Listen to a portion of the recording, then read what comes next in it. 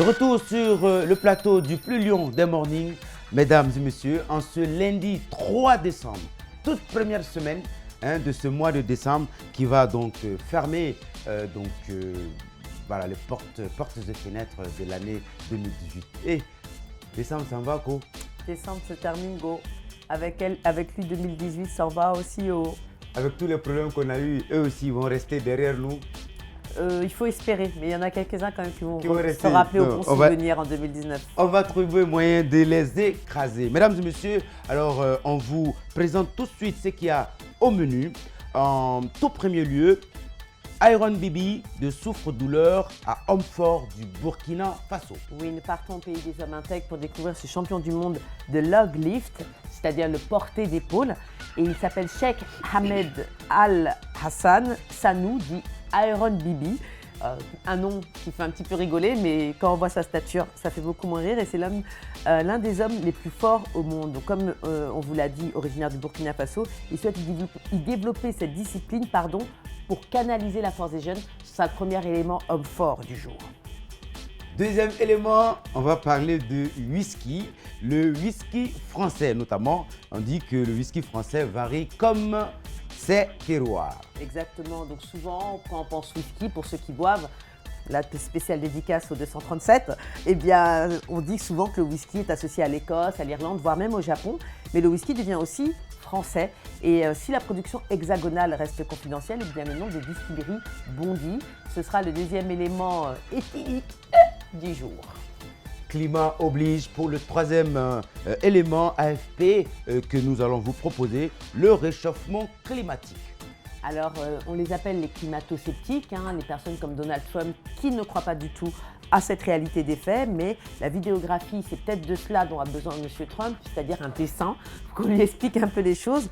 Concentration record en CO2, chaleur extrême, recul des glaces, les derniers indicateurs du réchauffement montrent l'accélération d'un phénomène planétaire et disent l'urgence à agir, alors que s'est ouvert dimanche dernier la 24e conférence de l'ONU sur les changements climatiques. Ce sera le thème ô combien brûlant du jour de l'AFP.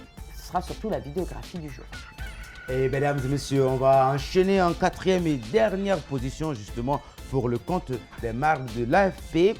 L'Égypte dévoile un tombeau et des sarcophages à Luxor. Exactement, un tombeau, des sarcophages et surtout plusieurs objets funéraires de l'Égypte ancienne, récemment découverts dans une nécropole de Luxor, c'est dans le sud du pays, sont dévoilés en présence du ministre des Antiquités. Ce sera le dernier élément très instructif du jour et nous avons fait le tour des marques de l'AFP, mais bien sûr le morning c'est aussi donc des chroniqueurs. Tout à fait. Avec notamment Ouri Abdoulaye qui nous revient. La plume avec Jacques Lewa qu'on va retrouver. Que sont-ils devenus avec Yvonne Cissé? Yvonne, tout à fait.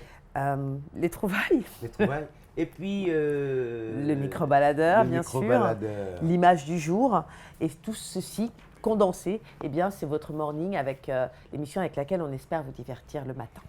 Mesdames et messieurs, ben justement, alors on revient sur le plateau, enfin on ne quitte même pas, j'ai envie de dire. Alors lundi qui commence comme ça, là, on revient, on est parti, on n'a même pas quitté. Donc en fait, on va remonter le temps en musique, la musique qui est jamais loin, on le dit tout le temps. Et puis, docteur… Joey.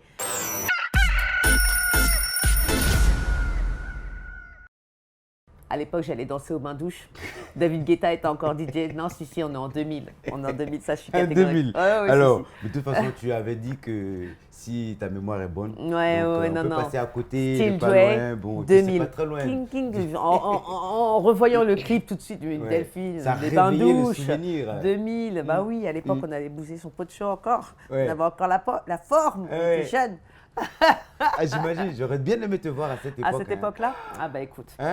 Ben allez. On ne peut pas être et avoir été, mon cher Fabara. Tout à fait. Exactement. Mesdames et messieurs, donc on démarre tout de suite, on déroule le premier élément qui vous a donc été annoncé.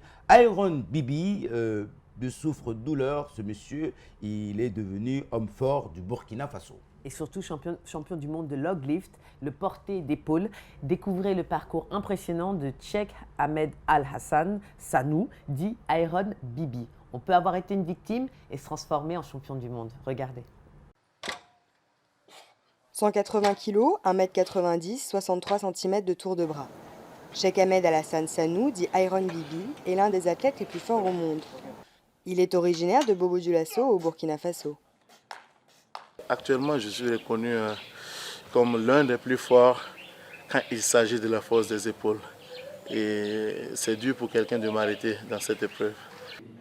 Sacré champion du monde de log lift en soulevant 213 kg avec ses épaules, la corpulence d'Iron Bibi n'a pas toujours été facile à vivre, surtout auprès de ses camarades d'école. Très souvent, les gens de cette corpulence, ils sont violents. Ils tapent les enfants. Mais lui, au contraire, il est très gentil, très doux. Ça fait que souvent, les enfants se moquaient de lui. Aujourd'hui, Iron Bibi inspire de nombreux jeunes. Abdul Razak a 12 ans. Il s'entraîne dur auprès de son mentor. J'aimerais suivre Iron Bibi, son exemple, pour faire le même parcours que lui. Lorsque la star revient au pays, les Burkinabés l'accueillent en héros. Iron Bibi souhaite développer de nombreux projets. Mon principal projet au Burkina Faso, c'est de créer un centre sportif pour tous les athlètes, pas juste dans mon domaine, et aussi pas juste à Bobo-Dioulasso, partout au Burkina Faso. Et aussi mettre en place des compléments alimentaires, parce qu'il y a une carence de protéines ici. Le prochain défi d'Iron Bibi n'est pas à prendre à la légère. Il veut battre le record du monde de log lift en soulevant 228 kg. Eh bien, dis donc, comme quoi souffrir souvent, ça peut servir à quelque chose. Même si on Oui, ne peut pas souhaiter un de catalyseur, souffrir. un catalyseur. Oh, oui, complètement. Exactement. Et d'ailleurs, on dit couramment que tout ce qui ne tue pas renforce. Exactement. Ça va dans ce sens aussi. Et on est exactement dans ce type de réflexion. Ouais. Alors, big up Iron Bibi et surtout, se dire aussi qu'on a un pays, le Burkina Faso, où on dit que ce sont des hommes intègres. Ouais, pays des Et bien hommes en plus, intègres. maintenant, les hommes intègres vont canaliser leur force. Donc, Complètement. imagine la Oui. force des hommes intègres. Si c'est intégré en plus, là, on ne pourra rien contre les Burkinabés. Super. Et alors, donc ça nous permet tout de suite d'enchaîner avec le deuxième élément. Donc, on avait dit, il s'agit donc de whisky. Oui, d'alcool. Faites attention fort. au volant. J'ai envie de dire, tout ce qui roule dans la Normalement, circulation. on n'est pas censé boire et conduire. Normalement. Normalement, on est censé choisir entre Voilà. les deux. Ouais. Mais bon, en tout cas, là, pour ce faire, c'est surtout que le whisky, on dit souvent avec l'accent cockney, whisky. Whisky. Les Écossais, les Britanniques, etc., l'Irlande, voilà, plus du côté de la Grande-Bretagne. Et maintenant, le Japon qui s'y met, mais la France aussi est en train d'écrire ses lettres de noblesse au niveau du whisky. Donc, découvrons la production hexagonale qui, même si elle est confidentielle, gagne à être connue. Le whisky français varie comme ses terroirs. C'est le deuxième élément éthylique du jour. Dégustation au tonneau pour Éric Cordel. Non, j'aime bien. Hein. Dans son verre, sa première production, un single malt. Il ne lui manque plus qu'un an d'élevage pour porter le nom de whisky. S'il est encore novice, Éric joue déjà avec les goûts grâce à un alambic unique au monde qui distille à basse température. On fait baisser la pression, ça permet au liquide de bouillir. Et ça va permettre vraiment de cette cuisson, un peu comme de la cuisson lente, de la cuisson four, de la cuisson vapeur, de faire quelque chose d'assez fin, de plein de rondeur. Et de récupérer des arômes très très proches de la céréale. Comme lui, ils sont une trentaine à avoir commencé à distiller ces dernières années. Un chiffre qui porte à plus de 60 le nombre de distilleries dans l'Hexagone. Le but, un whisky original, 100% français. La définition de whisky français, c'est un whisky qui va être brassé, fermenté, distillé et vieilli en France. Donc de regrouper toutes ces étapes, qui sont des étapes clés, pour avoir un produit vraiment fabriqué en France. Les pionniers de cette démarche, ce sont eux. Warenghem distille depuis 1983. Et en 35 ans, beaucoup de choses ont changé.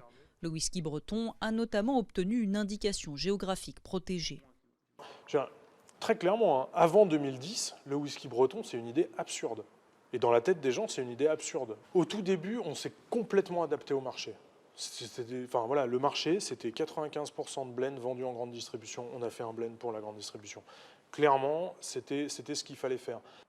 Aujourd'hui, les distilleries ne cessent d'innover. Assemblage, méthode, mais aussi choix des fûts utilisés pour l'élevage du whisky. Résultat, une impressionnante diversité de goûts liée à une tradition bien française, le vin. Là, on a des fûts de vin de Franche-Comté, parce que c'est un whisky de Franche-Comté, vin de paille, vin jaune. Ici, c'est un whisky qui est assemblé à Cognac, on est plutôt dans des fûts de vin de Sauternes. En haut, des fûts de vin blanc. Bon, voilà, donc c'est vrai qu'aujourd'hui, le savoir-faire du whisky de France s'appuie évidemment sur le savoir-faire de la tonnellerie et des vignerons français. Et ça, c'est évidemment très intéressant. Pour ces whiskies, le marché reste à conquérir. C'est le spiritueux préféré des Français et de loin, mais pour l'instant, moins de 1% des 200 millions de bouteilles bues chaque année dans l'Hexagone y sont produites. Ah, c'est fou, ça me fait penser à la belle et extraordinaire chanson du Bemba Jazz avec Demba Kamara, Whisky. Whisky Coca. Whisky Coca, Ouais. c'est incroyable. Allez, donc à présent, on va juste, après le whisky, se calmer pour mettre un peu de musique. J'ai envie de dire non, justement, avec le verre de whisky, on va écouter de la musique. Moi, j'ai le droit, pas toi, mais moi, je peux. Donc moi, je garde le verre. Lui, à ce fond-là, ok. Allez, il y a les vis. Il y a les vis, vas-y. Avec le titre, on regarde s'occupe tout de suite. Kachua. Santé. Chérie, toute mon âme se consume à t'aimer. Tu es mon unique pensée, oui ma belle. Elle m'a depuis que tu es à moi, Kachua. Nanazo Kachua, banda kumayanga. Nanazo Kachua, Kachua. Depuis que tu es à moi, Nanazo Kachua, mama. Nanazo Kachua, banda kumayanga. Nanazo Kachua, Kachua. Nanazo Kachua. Baby, sans toi je perdrais toute ma raison. Je serais comme un corps sans mot thème. Qu'importe les hommes. Chérie, t'auras toute mon affection. Je t'aime sans me retenir. Ma place est auprès de toi. Ne t'inquiète pas mon amour, on va vivre tous les jours comme la dernière fois. Mon animal, un ami sortant comme inséparable. Depuis que tu es à moi, Kachua. Nanazo Kachua, banda kumayanga. Nanazo Kachua, Kachua. Depuis que tu es à moi, Nanazo Kachua, mama. Nanazo Kachua, banda kumayanga. Nanazo Kachua, Kachua. Mets ton route, ah bébé, vu qu'on est mariés. Nos ex nous maudissent, laissons-la nous jalouser. T'es le moteur de ma vie, je me sentirais perdu sans toi, ah maman. Je suis content que tu sois à moi, baby. Là où tu iras, on ira. Inséparable.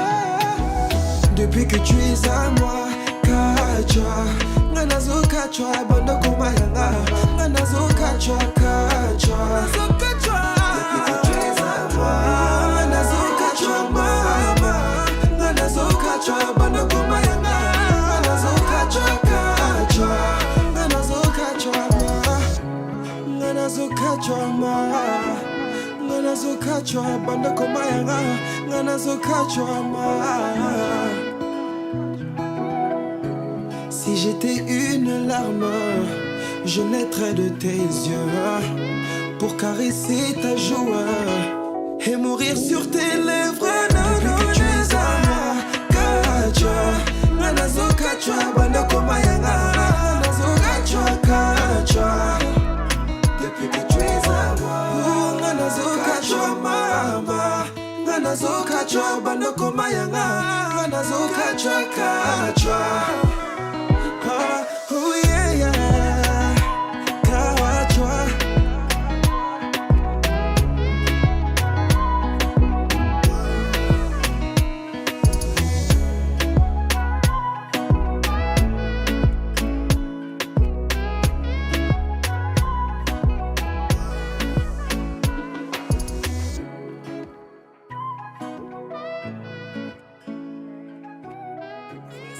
West.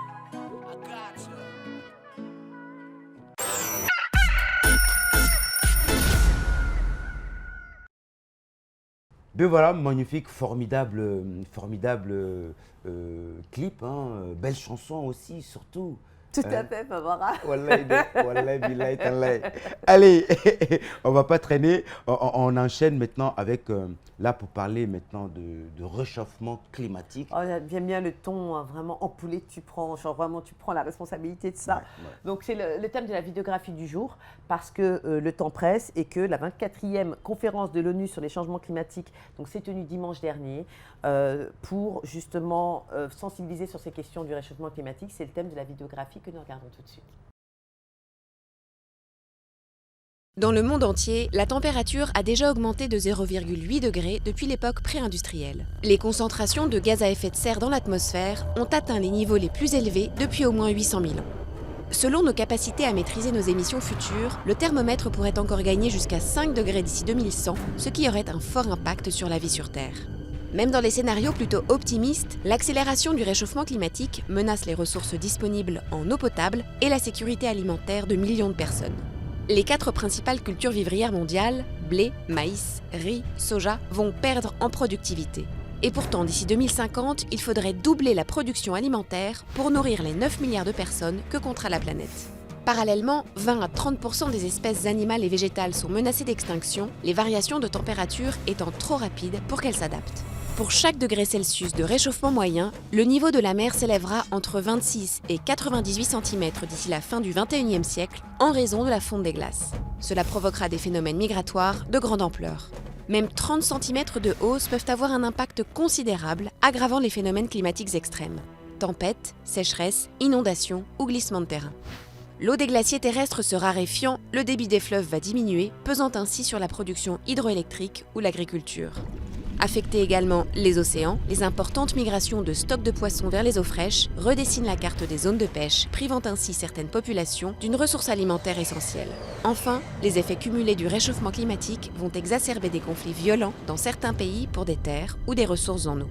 L'inertie du changement climatique est considérable, de l'ordre de plusieurs siècles, et elle est due aux émissions de CO2 passées, actuelles et futures. L'ampleur et l'impact de ces changements dépendront des choix d'aujourd'hui. Voilà, peut-être sans commentaire et pour aller très rapidement, comme vous savez, on a toujours des sujets percutants. Hein. C'est des sujets à la fois percutants, mais percutants tout le temps pour vous, hein, dans le plus lion des mornings. Et c'est ça la particularité. Et oui, on est content de partager tout ça avec vous, tous les matins, toute la semaine sur Espace TV. Et, tu vois, je vais terminer l'année en force. En beauté, oui, première semaine motivée, du mois de décembre. décembre. Allez, on y va. On va partir donc en Égypte.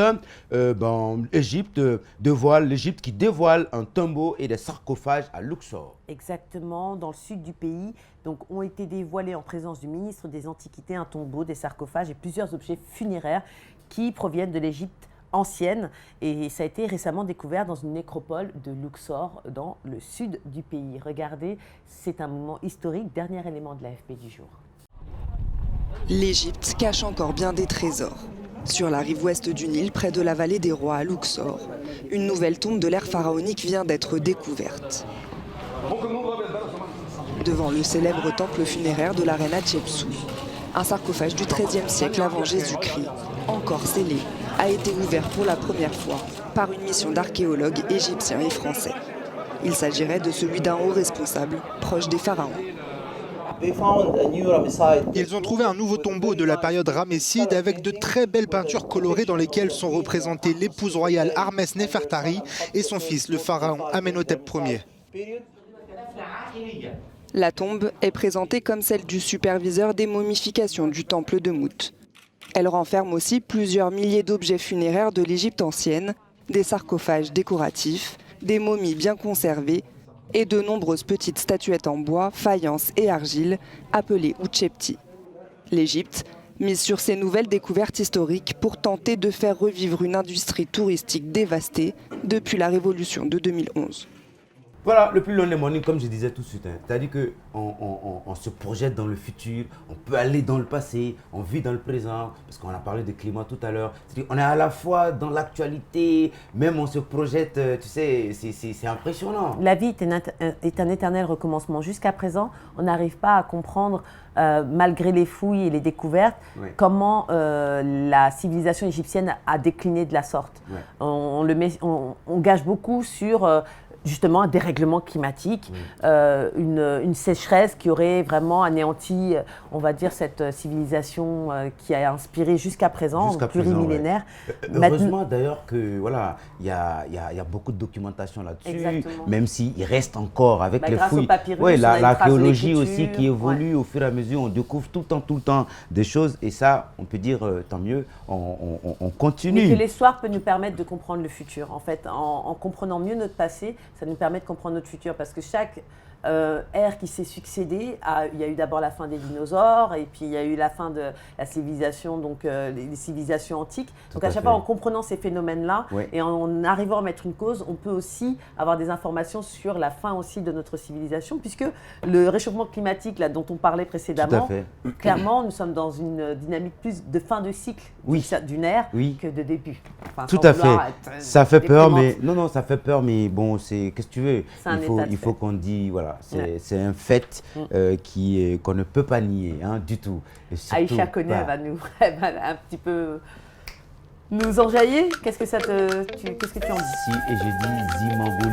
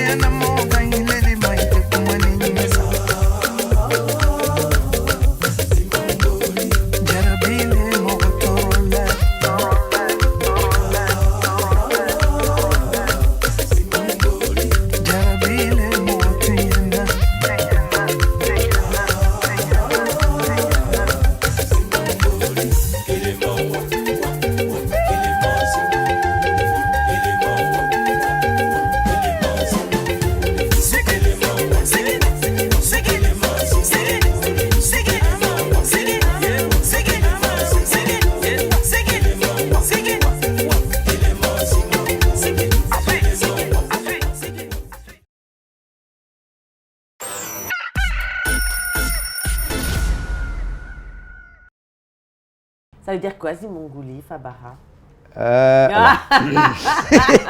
Non, Zimongoli, franchement, je sais pas, hein, mais je te promets que demain, je vais te répondre. Ah ouais. Hein? Je regarde l'équipe, je vois que... non, personne ne sait. Bon. Non, Zimongoli, je ne sais pas. Mais bon, Maman Aïcha, qui tourne en ce moment sur l'ensemble de tous nos médias. Je suis à Dafo, en tout cas. Encore une fois, merci pour tout le travail, toute cette...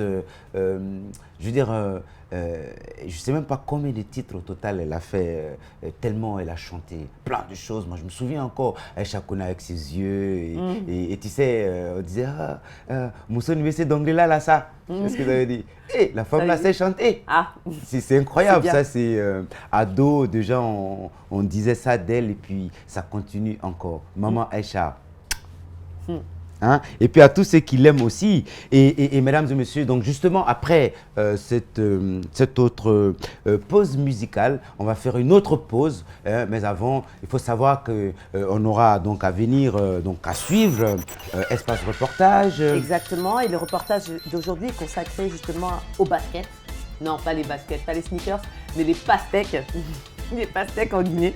Les marchés des fruits en reçoivent suffisamment. La pastèque est consommée comme dessert pour ses vertus, notamment d'hydratation. Quelques difficultés liées au transport sont en revanche évoquées par les vendeurs rencontrés par Ouminatou Sidibé et Ibrahima Awal Kamara. Ce sera une grande première pour Ouminatou Sidibé sur ce plateau et ça fait énormément plaisir de l'accueillir. Et bien sûr aussi l'invité du jour, puisque c'est la journée mondiale des droits des handicapés. Ce soir, vous allez nous retrouver avec Annie Guérassi dans Tous handicapés en prime time et en deuxième partie de soirée. Nous recevrons l'un des journalistes les plus chevronnés qui lui-même est handicapé suite à une polio qu'il a eu dans son enfance. Et c'est bien sûr Monsieur Sanso Barry. Oui, Sanso Barry, donc qu'on connaît très très bien pour sa plume et puis pour la lumière de ses réflexions surtout.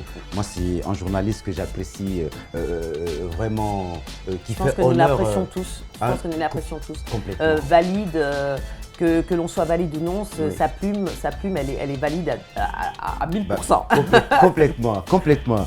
Donc, mesdames et messieurs, eh ben, tout ça pour vous seuls. Et c'est tous les jours comme ça. Et ça ne va pas s'arrêter.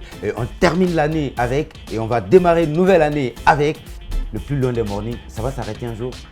Je n'en sais rien. Est-ce que le lion s'arrête de rugir? Jamais. Même vieux assis, il fait peur à tous les animaux de la brousse. Eh bien, à présent, on vous dit, on revient tout de suite. Hein. Le temps, ça s'appelle le 10 minutes, ça vient et puis on se retrouve sur le plateau. À tout de suite.